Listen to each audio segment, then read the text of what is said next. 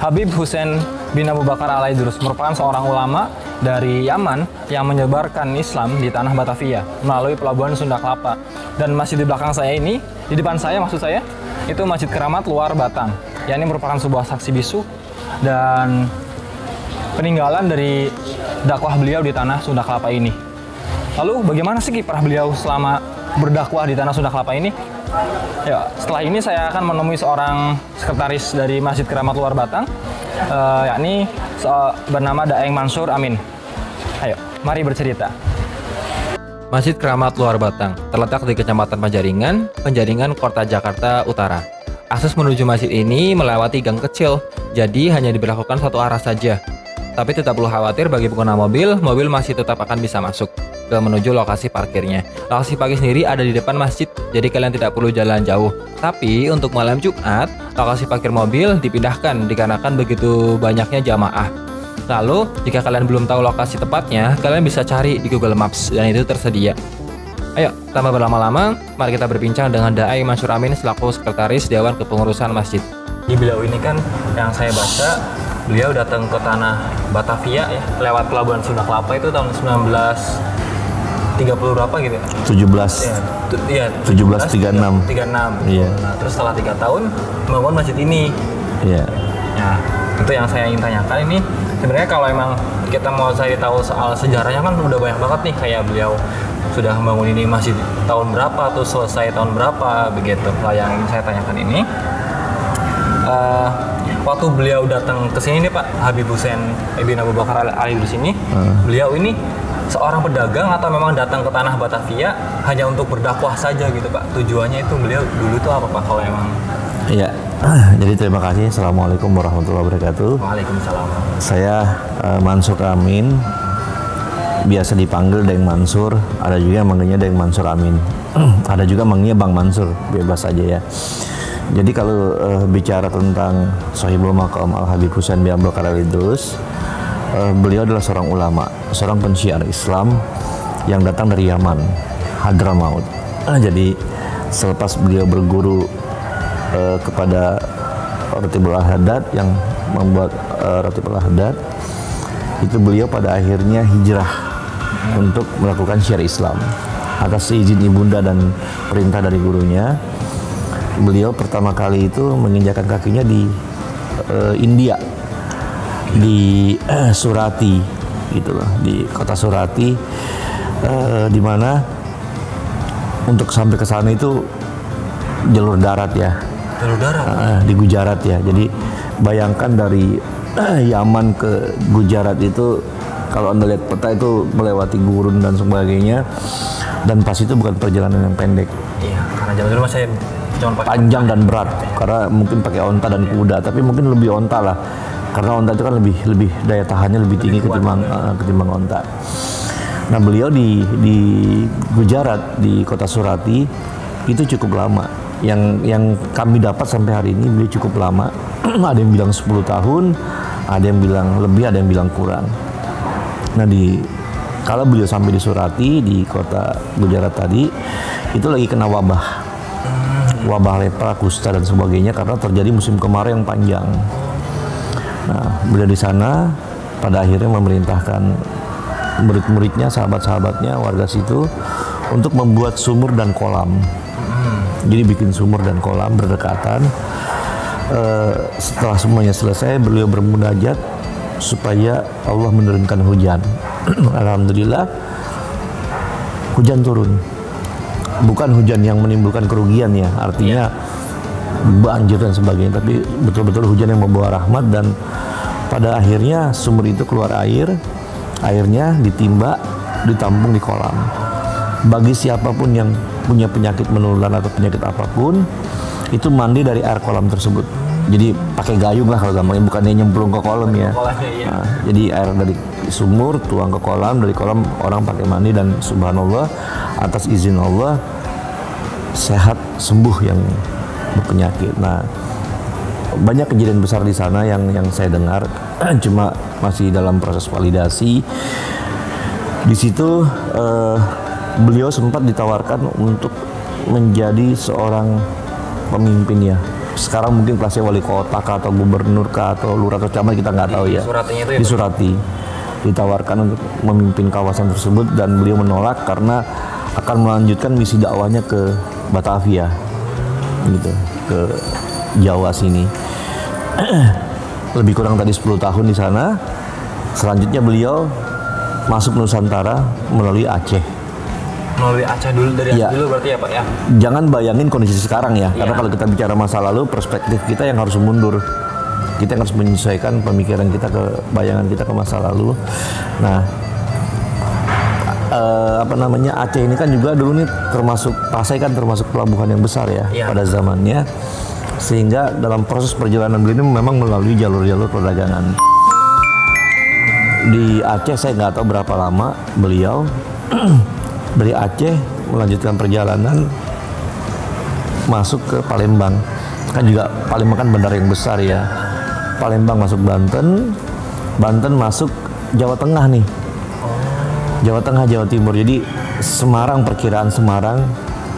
Nah, Semarang beliau silih berganti nih, Semarang ya, ke Jawa Timur, Cirebon, hingga pada zaman itu sempat dibilang bahwa ada koran Hindia Belanda yang menyatakan bahwa tahun 1800-an Habib Hussein adalah seorang pensiar Islam termasyhur Termasyhur ya? di utara Jawa. Itu koran terbitan 1800-an.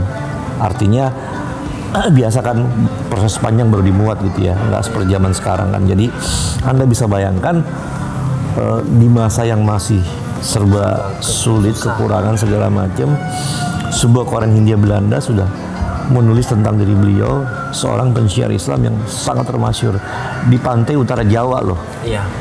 Iya. Jadi kalau kita bicara pantai utara Jawa ini dari Banten sampai Surabaya kan, gitu. Nah itu sangat termasyhur.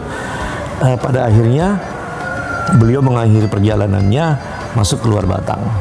Jadi luar Batang adalah persinggahan terakhir. Ya kan, macam Cirebon, Semarang, Demak, Jawa Timur, Gresik, itu persinggahan. Tapi ini adalah tempat terakhir beliau masuk ke luar Batang. Memang ada yang bilang 1736. Sampai hari ini saya juga belum dapat data yang valid ya. Karena kan kita kebanyakan sumbernya ini katanya. Iya. Ya dari mulut ke mulut lah. Iya, jadi folklore ya. Nah, kami lagi mengupayakan bisa dapat data yang lebih valid lagi. Jadi beliau masuk ke sini 1736 dan beliau wafat 1756. Tapi ada juga yang menyatakan beliau bukan 1756. Itu mendekati 18. Meninggalnya beliau. Ada juga yang bilang melebihi 18, jadi 18 sekian gitu. Jadi ini masih ada beberapa versi tahun beliau meninggal. Namun dari hasil riset saya selama beberapa tahun ini, saya meyakini beliau bukan wafat di usia muda. Ya. Itu saya yakin di atas 60. Ya karena Di atas 60 tahun. Semua artikel yang saya baca tuh beliau Wafatnya muda. Wafatnya Iya. di usia muda. Di usia muda, dan saya nggak yakin. Hasil riset saya menemukan sebuah perjalanan yang panjang, hitung dari umur dan sebagainya, nggak mungkin di bawah 50. Itu harus di atas 50, di atas 60 malah. Iya, dengan perjalanan dari Tanah Iya. Nyaman ya Pak ke sini. Betul. Hampir melewati semua kota yang di Iya. pantai utara Betul, gitu. dan tradisi Arab kuno itu kan mereka itu kalau belajar agama bukan setahun 2 tahun loh. Itu belajar yang namanya agama itu bisa 15 tahun, dan belajar agamanya itu hanya paling 5 tahun. Yang 10 tahun itu belajar adab. Ya, adabnya ya. Ya, jadi sopan santun ya, tata kromo gitu loh. Adab terhadap manusia, terhadap hewan, terhadap tumbuhan, terhadap tanah, terhadap angin. Islam itu luar biasa kalau udah mengkaji hal seperti itu. Jadi dari waktu 15 tahun belajar, kemungkinan itu 10 tahun belajar adab, 5 tahun belajar ilmu agama. Ya, jadi itulah perjalanan beliau singkatnya masuk ke sini, dan sebagai persinggahan terakhir beliau dimakamkan di sini. Dan ini sebuah keberuntungan buat kami warga luar Batang, karena seorang waliullah keturunan Rasulullah dimakamkan di sini, dan ini sangat membawa berkah buat kampung kami ya, menjadi sebagai sebuah kebanggaan dan kecintaan warga masyarakat, bukan hanya luar Batang, tapi kayaknya udah nasional dan internasional deh, karena dari luar negeri juga banyak.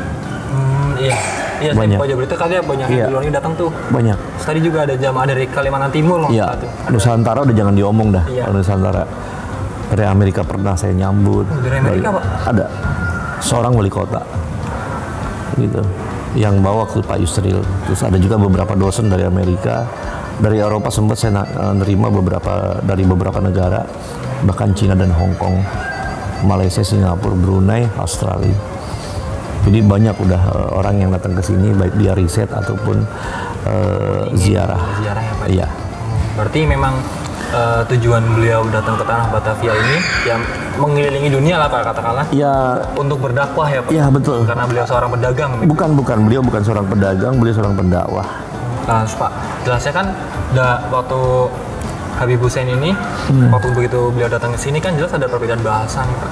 Begitu. Iya. Ya dari riset Naim Mansur ini, itu beliau menggunakan bahasa Arab kah atau memang ada beberapa warga sekitar yang memang mengerti bahasa Arab akhirnya? Kalau kita lihat kan Islam itu masuk ke Indonesia kan periodenya sebelum beliau. Oh iya. Sekian ratus tahun sebelum beliau nih. Iya kan. Nah, pada zaman itu kalau kita lihat bahasa Arab ataupun Arab Melayu kan udah berkembang pesat. Oh, pada zaman Pada zaman beliau itu, masuk ke iya. Indonesia apa ya? Ya, jadi pada zaman itu kan Arab Melayu sudah berkembang pesat kan. Arab Melayu ataupun bahasa Arab. Jadi saya berpikir bukan kendala yang luar biasa. Perbedaan bahasa itu Iya, ya Pak ya. toh Belanda juga ngejajah, kita juga kagak ngerti bahasanya bisa ngejajah. Betul. Iya betul. Iya kan, dia bisa negosiasi loh sama raja-raja untuk ngebohongin atau ngegoblok-goblokin gitu Ya, apalagi kan. orang yang mau datang dengan niat yang baik nih. Iya, gitu loh. Bener sih, iya betul. Dan bangsa kita ini kan bangsa yang luar biasa, bangsa yang selalu berprasangka baik kan. Iya. Secara kultur kita kan selalu berprasangka baik. Jadi kita dikenal dengan ramah tamahnya. Iya, itu kelebihan bangsa kita. Oke. Terus kemudian kan dakwah nih, ya adanya. Terus yang aku baca juga beliau ini dakwah sambil ngajar ngaji ya. Yes, betul. Itu media dakwah beliau tuh apa sih kan kalau emang kita contoh kayak Wali Songo dia berdakwah dengan caranya masing-masing gitu dan Ya, ada yang laut musik gitu ya, segala macam. Kalau untuk beliau sejujurnya saya belum temukan. belum temukan itunya. Iya, apakah melalui musik, melalui budaya atau apa. Tapi secara umum Islam berkembang di Indonesia itu kan dengan dua jalur. Jalur perdagangan dan budaya. Ya kan, dua jalur itu yang paling kuat. Jadi bisa jadi beliau juga punya kelebihan-kelebihan khusus yang kita belum sempat dapat. Entah beliau mahir dalam bermain musik atau apa, kita belum tahu. Tapi yang pasti catatan sejarah membuktikan syiar Islam Indonesia ini masuk bukan dengan pertumpahan darah, Iya. bukan dengan pertempuran, bukan dengan penaklukan, Tapi dengan cara halus ya kan. selain halus melalui jalur perdagangan dan budaya. Misalnya nih, saya mau masuk ke daerah kamu dagang, saya kan nggak mungkin nyari musuh. Iya. Masa mau dagang nyari musuh? Iya. Orang mau dagangan masa Masa nyari musuh? ya? Iya, nggak mungkin. Jadi dua jalur tadi yang paling efektif untuk dilakukan oleh siapapun, dan kebetulan itu menjadi pilihan untuk Islam berkembang di Indonesia. Terus ini baca juga katanya beliau ini sempat dipenjara sama Belanda nih waktu Ya, itu menurut kenapa beliau sampai di penjara? itu sih udah banyak beredar ya di internet segala macam. Cuman saya belum Di situ nemu alasan ininya, detailnya kenapa beliau saya sendiri belum dapat. belum dapat ya. Jadi saya fokusnya yang lain, bukan fokus di situ. Jadi cerita beliau memintal benang, cerita beliau masuk penjara, cerita beliau bertemu dengan Sinyo segala macam gitu kan, itu banyak tuh. Nah, saya nggak berani terlalu lebar karena saya kepengennya fokus. Oke. Oh, berarti yang ini fokusnya kayak dakwanya beliau aja gitu. Ya, artinya beliau historicalnya seperti apa sih? Oh ya. Itu karena kayak macam selebihnya kan itu bisa masuk kategorinya folklore. Iya. Walaupun apa yang saya garap juga folklore sih. Itu cuma saya nggak mau terlalu pusing dulu. Kali ini kan udah beredar di mana-mana nih. Saya cari yang belum saya dapat nih. Nah, kali yang tadi kan yang tentang beliau masuk penjara itu versinya kan macam-macam. Iya, betul. Saya pun baca emang nggak ada yang kayak ngasih secara detailnya gitu. Nggak ada detail. Nggak ada detail. Pokoknya tiba-tiba beliau masuk penjara. Di saat ibadah beliau nggak ada di kamar penjara, tapi ada di luar sampai akhirnya dilepaskan. apa dan kenapa beliau masuk penjara itu kan nggak tergali. Nah, sama juga nih berarti kayak nyerempet ini yang bakal aku tanyain selanjutnya nih kan. Di sini kan memang terkenal karena masjidnya nih. Karena masjidnya juga karena ada makam Habib di sini, ada Iya, bukan Habib Hussein. beliau. Iya. Ada katanya juga tadi, ada apa di kampung ini gitu? Apa emang kampung ini terkenal karena masjidnya doang? Juga karena ada makam Habib Hussein atau memang kenapa sih zaman dulu Habib Hussein milihnya di desa Keramat Iya. Luar? Jadi kalau bicara tentang Kampung Luar Batang, ini kan dulu namanya Kampung Baru. Ya, Masjid ini namanya Masjid An-Nur. Tanur ya. Orang sudah tahu kayaknya itu ya. Nah, sebuah peristiwa besar di saat beliau wafat, itu kan berkali-kali jenazahnya dibawa ke pemakaman. Jadi Tanah Abang kalau salah. Salah. Salah itu. Silahkan Anda riset. Zaman itu pemakaman Islam terdekat dari sini adalah Kubur Koja yang jaraknya nggak sampai 1 kilometer kalau kita tarik lurus. Kalau dari sini berarti. Dari sini itu di daerah Bandengan. Saya salah kalau Tanah Abang. Secara akal sehat nggak mungkin bisa bolak-balik 3-4 kali dalam sehari ke Tanah Abang. Karena jauh sekali. Jauh banget. Iya. Bayangin nih zaman itu, jangan bangin zaman sekarang loh. Ya. Yang udah ada mobil nih. Ya udah ada mobil. Jadi waktu itu kan Luar Batang kan sungai nih. Itu garis lurus ke selatan. Itu sungainya lurus. Itu langsung pemakaman umum di situ. Pemakaman Kubur Koja tadi. Kubur Koja. Saya meyakini di situ. Karena itu adalah salah satu kawasan pemakaman Islam yang terbesar di tahun 1700-an. 1700-an ke atas ya, sampai 1800-900-an mungkin itu kawasan pemakaman umat Islam. Tapi tuh kenapa pada nyebutnya di Tanah Abang ya? Ya mungkin orang paling gampang bilangnya Tanah Abang kali ya, karena masih kelihatan. Oh iya kali ya, kayak semua orang tahu ya udah kalau menyebut Tanah Abang ya tahu Karet. Tanah Abang tuh di mana gitu. Iya. Nah, ini Kubur Koja di daerah Bandengan Selatan, Daerah Bandengan Utara. Itu masuk kecamatan Penjaringan, kelurahan Penjaringan. Oh sama Penjaringan ya, Iya. sih. Masuk akal sih karena ya bener tadi Bayangin di zaman itu 3-4 kali balik. bolak-balik dari sini ke Tanah Abang lumayan. Lumayan. Iya. Bayangin, zaman itu belum tentu bisa pakai kereta atau pakai delman. Bayangin loh zaman itu loh, jangan bayangin sekarang ya. Iya. Ada empang, ada sungai, ada sawah segala macam. Nggak segampang. Masih banyak Oh iya, benar banyak hutan. Bener. Kalau dari Kubur Koja ini dekat sekali. Jadi dari sini jarak 25 meter ketemu sungai. Lurus sekitar nggak sampai 500 meter, naik lagi ke darat sekitar 100-200 meter udah Sudah sampai ke kuburan. Gitu. Jadi sangat masuk akal karena itu sungainya ini begini, lurus, kemudian berbelok kemari nih. Jadi mau turun di sini ayo, mau turun di sini ayo. Karena nih sungai semua nih. Kalau sekarang memang kelihatannya cuma jadi parit kecil. Dulu itu sungai lebarnya bisa 10 meteran. Kalau sekarang ya cuma lebarnya cuma 3 meter, jadi got doang. Ya karena ya Proses perkembangan kota. Iya. berarti tapi riset yang mengatakan di pemakaman Kubur Koja ini masih belum ini ya. Saya meyakini itu. Itu. Berdasarkan akal sehat ya. Iya. Iya. Faktor alam, transportasi dan seterusnya. Saya bisa 3-4 kali bolak-balik Tanah Abang. Sok Anda lakukan sekarang. Jalan kaki ini ya. Jalan kaki pergi pulang. 3 kali. Nyampe nggak sehari gitu. Iya Mungkin. Iya jauh banget. Jauh banget. Kalau yang ini yang ngomongin jalan kaki ya. Jauh banget. Jauh banget. Jauh banget. Iya bener sih. Iya. Jauh banget. Ya, saya nggak apa kepikir. Sekarang dalam kondisi normal 2 kali bolak-balik gue nggak yakin. Kemacetan dan seterusnya. Itu udah pakai kendaraan nih. Iya. Apalagi di zaman itu.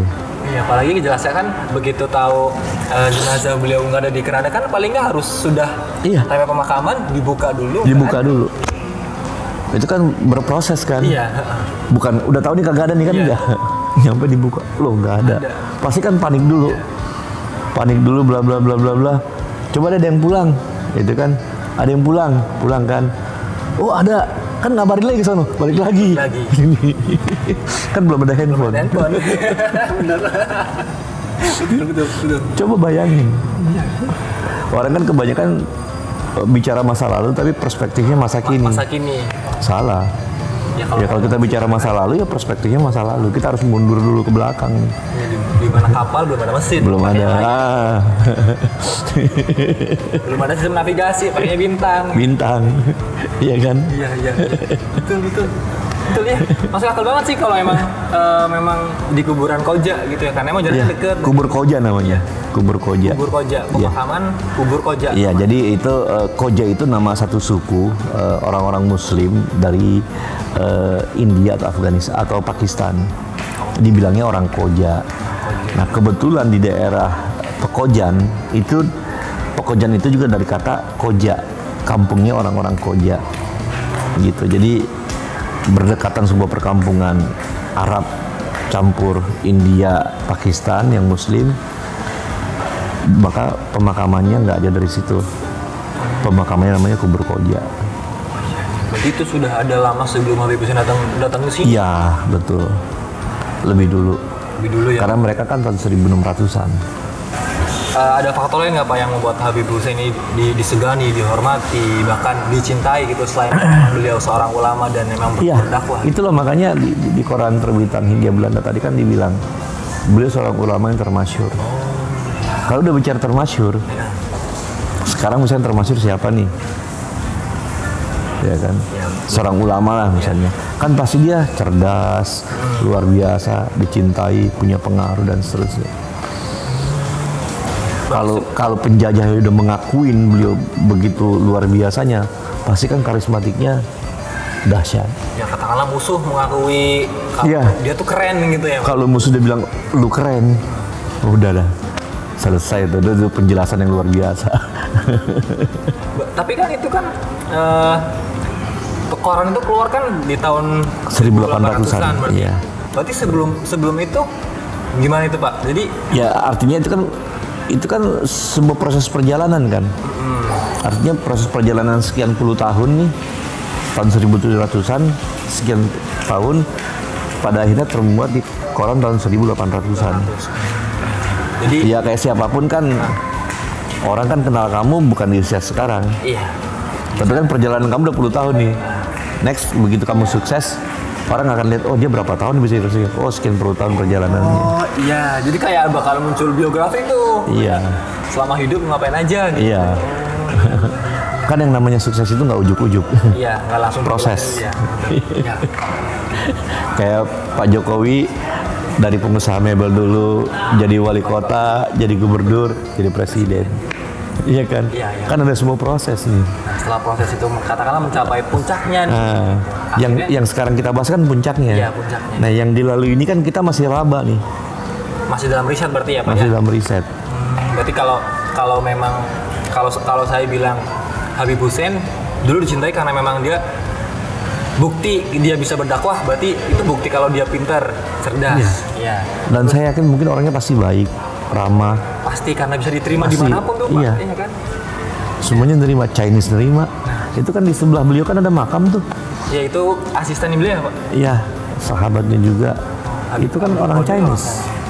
Nama Islamnya kan Haji Abdul Qadir. Iya. Nama Chinese-nya kan Nebokseng. Nebokseng. Oke, itu yang nggak pernah dimuat di artikel manapun tuh Pak. Ini aku baru Mana sih? Itu ngerti. namanya Nebokseng, dan beliau seorang yang buat saya ya itu punya kelebihan, karena dalam sebuah buku pernah saya baca, beliau itu pandai bermain suling dan membuat syair. Sahabatnya itu ya. Iya. Nggak, itu berarti kan dia kan orang Tionghoa, orang Cina ya Pak ya? Iya. Itu beliau ketemu sahabatnya ini di mana? Apakah sejak di tanah Yaman atau Itu masih saya cari. masih dalam riset juga? Iya, karena cerita yang saya dapat cuma seorang penjara kawasan Sunda Kelapa, dia bertemu dengan seorang yang bernama Nebokseng, tinggal di sebelah sebuah musola. Beliau pintar bermain seruling dan menulis puisi atau apalah gitu, Ya punya syair lah ya Pak. syair. Apakah beliau saat itu sudah Islam atau belum, kita belum tahu. Jadi saya nggak berani bilang Nebokseng itu mualaf. Oh iya. Nggak berani saya. Nggak berani karena memang masih belum terbukti Iya, dia karena sudah Islam dari. Karena Cheng Ho aja Muslim loh. Iya, Cheng Ho aja Muslim. Yang di Semarang itu apa ya? Iya. Iya. Semarang ininya peninggalannya gitu Sampokong. kan. Artinya Islam itu lebih dulu masuk ke Cina ketimbang ke Nusantara. Ada yang bilang seperti itu kan. Artinya bisa jadi beliau sudah seorang Muslim. Saya nggak berani bilang beliau seorang mualaf, nggak berani. Orang kan kadang-kadang karena dia bule, oh dia mualaf. Padahal Emang dari lahir. dari lahir udah Islam gitu kan. Islamnya kayak Main mualaf aja. Laksamana Cheng Ho juga kan memang namanya Laksamana Cheng Ho. Iya, Tapi dan kan dia orang tuanya Muslim. Iya. Dia lahir dari seorang Muslim kan. Beliau lahir sudah Muslim. Iya. Terus kita mau bilang mualaf. Wah enak banget loh. namanya masih nama Cina tuh. Iya. Cheng Ho gitu. Berarti tadi masih dalam riset tuh ya kayak memang beliau bertemu dengan asistennya itu sahabatnya itu kapan dan di mana Iya. yang masih dalam penelitian. Masih dalam pencarian. Mudah-mudahan saya bisa temukan, mudah-mudahan. Tapi ya ini kan sebuah kisah lama dan kebiasaan bangsa kita ini kan bukan orang yang biasa menulis, Iya. Tapi penutur gitu. tutur. Dan itu sulit kita nemuinnya. Iya Karena biasanya tuturan itu meninggal bersama penuturnya. Nah, kalau tidak diteruskan Iya kan, kalau nggak diteruskan. Tapi kalau tulis ada bukti. masih ada bukti. Berarti kan beliau ini hidup di tanah ini cukup lama ya. Karena memang Cukup lama. persinggahan terakhir. Persinggahan terakhir. Beliau. Cukup Nah, beliau lama. selama hidup di sini tuh untuk beliau hidup nih ada yang kayak ya katakanlah ya sesimpel makan gitu daeng. Beliau Kita nggak pernah tahu. belum pernah tahu ya. Belum pernah tahu. Entah Detail gitunya, jangan bayangin novel ya. Iya, iya. Jangan bayangin nih, karena di masa itu kan orang tua kita belum tentu bisa baca tulis kan. Iya betul sekali. Karena angka buta aksara masih di tahun ini pun masih Iya, di kawasan ini masih banyak orang buta huruf. Bayangin sekian ratus tahun yang lalu. gimana orang cuma bisa berbicara, Iya. bercerita. Bener. Berarti kayak detail beliau bertahan hidup tuh katakanlah selain berdakwah tuh entah itu dagang, entah itu apa itu masih belum ditemukan. Belum. Tapi saya hakul yakin beliau kan gini ya, tradisi para pensiar Islam dari Timur Tengah itu kan mereka berdagang sambil berdakwah. Iya. Ini kita bicara tradisi ya. Bicara Selalu berdagang sambil berdakwah. Jadi nggak mustahil beliau juga mungkin seorang pedagang, seorang bisnismen yang kita kan nggak tahu. dan itu yang memang jejak-jejak itu masih Iya, terbentuk. kan jejak-jejak yang masuk ke Indonesia ini orang Arab umumnya pedagang, India pedagang, Chinese pedagang, yang blasteran bule Belanda kan itu rata-rata pedagang. Nah terus nih terakhir nih Daeng kan banyak para peziarah yang datang ke sini nih dan Iya. entah itu memang tujuannya untuk berdoa, untuk mengirimi beliau doa, Iya. atau bahkan juga ada yang katakanlah yang melenceng. Iya. Jadi kayak beliau meminta Iya. di sebuah makam, Iya. bukan mengantukannya kepada Allah. Itu pendapat Daeng gimana soal fenomena itu? Gini, Habib Hussein siapa? Cucunya Rasulullah, pensiar Islam. Artinya ajaran agama yang dibawa sama nggak dengan Rasulullah? Sama. Dan haram meminta kepada kuburan. Karena meminta kepada Iya, nggak boleh. Masa minta mau kuburan? Minta sama Allah dong. Gitu. Jadi, adapun terjadi penyalahgunaan, ya kita kan nggak bisa tahu. Masa orang setiap ziarah kita tanya, kamu niatnya apa? Gitu kan nggak mungkin. Tapi selalu ada penjelasan dari kita. Di situ juga kalau nggak salah tulisnya masih ada mungkin ada sebuah prasasti dilarang meminta kepada kuburan. Jadi artinya sekarang pun ini kita kan lagi melakukan perbaikan. Perempuan dengan laki-laki duduknya udah dipisah. Iya. Nggak boleh lagi ada bakar-bakar kemenyan, nggak boleh lagi ada ini, nggak boleh lagi ada ini. Karena itu kan praktek perdukunan. Iya, iya. Dan itu kita hilangkan. Silahkan cek. Dari kemarin kita razia terus, kalau ada orang bakar kemenyan kita ambil, ada orang kembang kita larang. Karena ini bukan perdukunan gitu. Ya kan dengan kamu melakukan begitu, berarti kamu secara tidak langsung meminta kepada kuburan. Iya. Kepada yang Nggak mungkin cucunya Rasulullah melakukan itu. Nggak mungkin. Pasti apa yang beliau bawa sama dengan yang dibawa oleh Rasulullah. Itu udah angka pasti itu. iya sudah pastilah pastikan. Iya. Jadi kita di sini nggak menginginkan terjadi sebuah proses perdukunan ya. Dulu kan banyak, kalau kita bilang calo di sini nih, wah lu kalau sama dia yang doain manjur segala macam itu udah kita ini semua tuh, outin Oh, semua. terus sempat ada praktek begitu? Banyak, dan pelan-pelan kita kan nggak bisa langsung hantem ya, pelan gitu. Jadi sekarang ini yang pertama kita bersihin adalah orang yang menjadi calo nih, kalau saya bilang. Lu sama gua, lu kalau doa sama gua kabur gitu kan. Lu kalau kalau gue yang doain mah pokoknya mantep lah gitu kan. Siapa ya? Itu ibaratnya. Kenapa lu masih berantakan? Lu doainnya dari lu supaya lu lebih maju gitu kan. Nah itu kita bersihin pelan-pelan. Kalau yang sekarang ini tahapannya udah memisahkan laki-laki dengan perempuan, dan gak ada lagi yang namanya bakar-bakar kemenyan, kembang dan sebagainya, karena itu menjadi semacam tanda kutip ya, sebuah proses yang nggak boleh sama agama kan. Ya, itu kayak pemahaman yang melenceng. Pemahaman yang melenceng. Jadi kalau kalian datang kemari, doakan beliau, munajat untuk beliau karena beliau seorang pensiar Islam untuk kita. Mungkin aja kita Islam karena beliau. Kalau Anda mau minta sesuatu, ya masuk ke dalam masjid memohon kepada Allah. Gitu. Ya kalaupun ada yang melakukan kesalahan, ya kita nggak bertanggung jawab. Karena kan kita nggak mungkin bisa tahu hati orang. Iya. Hati orang siapa yang tahu? Kita nggak ada yang tahu.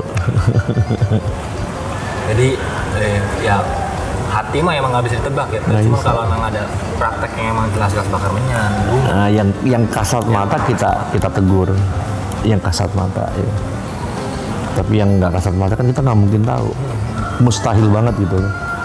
Iya kan nggak mungkin juga. Iya, kalau ada 10 orang lewat, 10-10-nya kita tahu nggak, yang satu perutnya kekenyangan, yang satu perutnya lapar, yang satu kepalanya lagi pusing, yang satu lagi happy.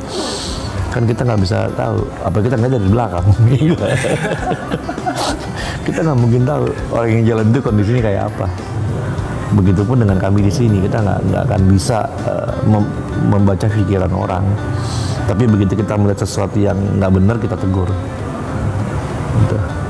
Jadi intinya orang-orang itu kesini dengan niat ziarah dan bermunajat. Iya, munajat kepada Allah ya. Munajat kepada Allah, Kepada Allah. dan mendoakan hal Iya. itu sendiri. Iya, karena beliau sudah melakukan sebuah syiar Islam yang luar biasa, dan bisa jadi kita Islam karena beliau. Bisa jadi, kita nggak tau. Kita nggak tahu. Iya, kita nggak tahu. Sampai di Brebes, kan beliau pasti udah melalui Brebes. Mau berbahasa. Iya kan? Iya, karena emang Karena udah dari Cirebon Jawa Timur sepanjang pesisir utara. Bisa jadi beliau pernah berdakwah di tempat kamu dan keluarga kamu pada akhirnya masuk Islam gitu kan. Kan kita nggak ada yang tahu nih. nggak ada yang tahu. Kita nggak ada yang tahu. Ya, karena zaman dulu ya catatan sangat-sangat kurang. Gitu. Iya. Itu kelemahan kita. Oke, cukup gitu aja. Iya, Kak, ya. makasih. Ya, terima kasih ya. Sama-sama. Masjid Keramat Luar Batang yang merupakan peninggalan sekaligus tempat peristirahatan terakhir dari Habib Hussein bin Abu Bakar Al-Aidrus merupakan sebuah berkah bagi masyarakat Luar Batang, di mana waliullah dan keturunan Rasulullah dimakamkan di tempat tersebut. Dan kehadiran masjid ini mendatangkan tamu, pengunjung, dan peziarah baik dari Nusantara hingga mancanegara. Akan tetapi, terdapat banyak juga praktik-praktik yang melenceng seperti berdoa kepada makam dan meminta kepada makam, bukan meminta kepada Tuhan Yang Maha Esa, bukan meminta kepada Allah Subhanahu wa taala. Oleh karena itu, Dewan Kepengurusan Masjid telah melakukan berbagai cara untuk menumpas, mengurangi, dan mencegah orang-orang yang ingin melakukan praktek-praktek tersebut. Sekian dari kita, sampai jumpa di video selanjutnya.